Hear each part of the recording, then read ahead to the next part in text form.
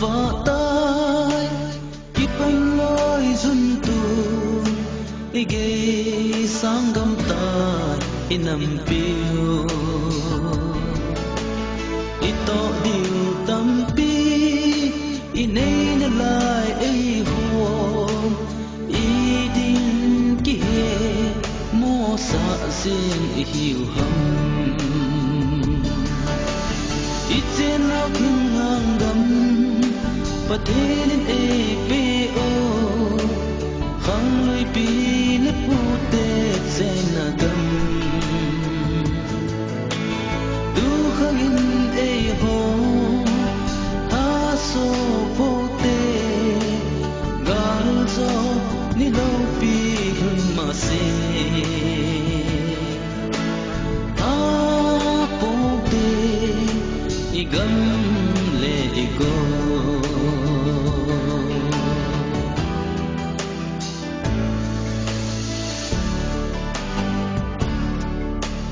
sa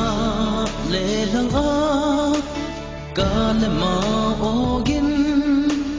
kat sa hoi ham kanu hoi ham he pa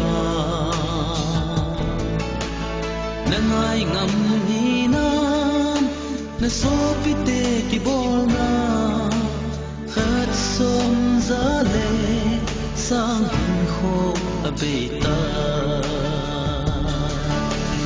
itinaw kinghangam patilin ay peo khang loy pinat putek senagam duhangin ay hom aso pote galzo nilaw pihun masi apote igam le igo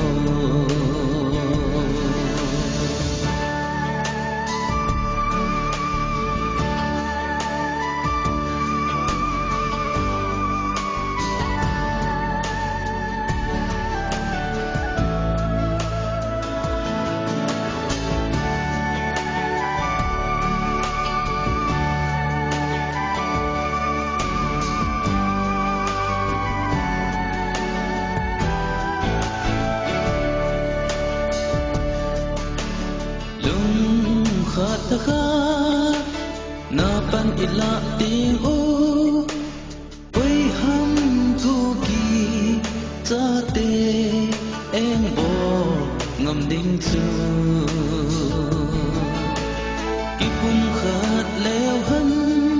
ku ki len gam hapon te khai se lung kha in malam zon tao te itinaw kinghangam patilin ay peo khang loy pinat putet senagam duhangin ay hom aso pote galzo nilaw pihun masi